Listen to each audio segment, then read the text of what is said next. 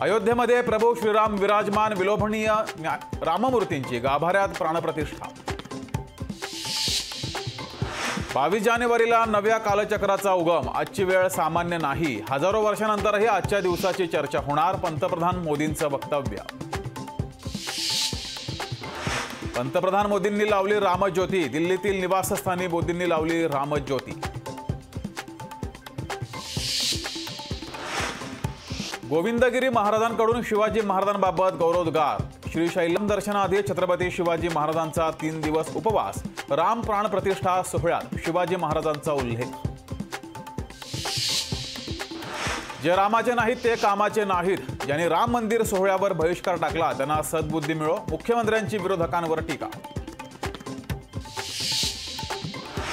उद्धव ठाकरेंनी सहकुटुंब काळाराम मंदिरात घेतलं दर्शन, ठाकरेंनी गोदातीरी केली महाआरती, गोदातीरी ठाकरे गटाच्या कार्यकर्त्यांची गर्दी।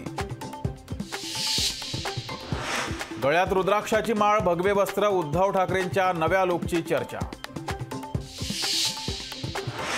सुप्रीम कोर्टाची एकनाथ शिंदेंसह 40 आमदारांना नोटीस, सुप्रीम कोर्टाची राहुल नार्वेकरांनाही नोटीस, ठाकरे गटाच्या याचिकेवर 2 आठवड्यात उत्तर सादर करण्याचे निर्देश। ठाकरेंच्या हातात धनुष्यबाण शोभत नव्हता म्हणून तो शिंदेंकडे गेला, रवी राणांचा उद्धव ठाकरेंवर हल्लाबोल। आमच्या बोटावर पाय दिला तर आम्ही इतरांचा विचार करणार नाही, ओबीसींचा एकच नेता आरक्षणाला विरोध करतोय, नाव न घेता जरांगेंचा भुजबळांवर हल्लाबोल।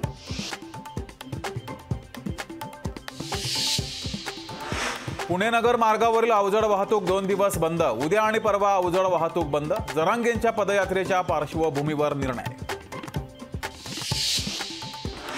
अयोध्येत रामलल्लाच्या प्राणप्रतिष्ठेनंतर दिवाळी, शरयूतील दीपोत्सव साजरा, शरयूतिरी हा दीपोत्सव साजरा, अयोध्या नगरी दिव्यांनी उजळली। कथित खिचडी घोटाळा प्रकरणी सूरज चव्हाण यांच्या ईडी कोठडीत वाढ, 25 जानेवारीपर्यंत ताब्यात ठेवण्याचे ईडीला निर्देश, तर अटक बेकायदेशीर चव्हाण यांची हायकोर्टात याचिका।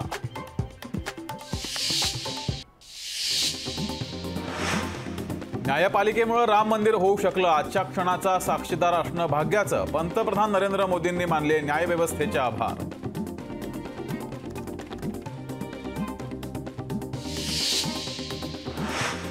उद्धव ठाकरेंनी सहकुटुंब स्वातंत्र्यवीर सावरकर स्मारकास दिली भेट, सावरकरांना सहकुटुंब केलं अभिवादन, सावरकर यांच्या वाड्याची देखील केली पाहणी। उद्धव ठाकरेंचं नाशका जंगी स्वागत, काळाराम मंदिरात उद्धव ठाकरेंनी सहकुटुंब केली आरती।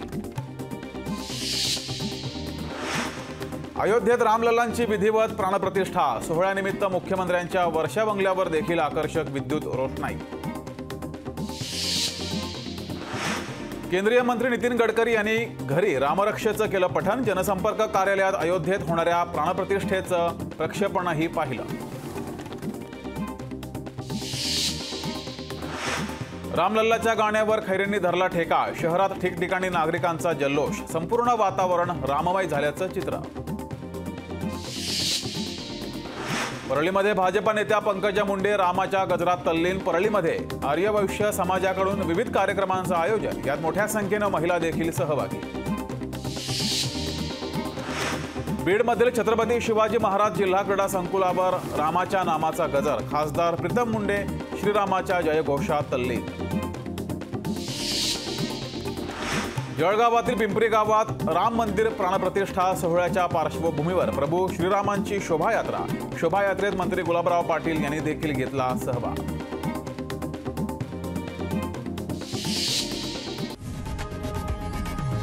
लोकशाही मराठी ऐका, पहा, जागरूक रहा।